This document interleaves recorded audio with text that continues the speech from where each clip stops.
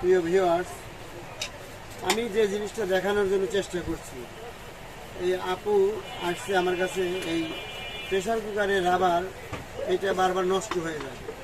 এই নষ্ট কেন হয় আর কেন নষ্ট হয় না, এই জিনিসটাই আমি আপনাদের দেখানোর জন্য চেষ্টা করব। প্রেসার কুকারের যখন আপনি গরম অবস্থায় যখন এটা নামাবেন, নামিয়ে কিন্তু সবাই এইরকম করে রাখে। আর যখনই এইরকম করে রাখবে তখন এইখানে এই জিনিসটা থাকে গরম। এই গরমটা এইভাবে রাখার জন্য রাবারটা খুলে যায়।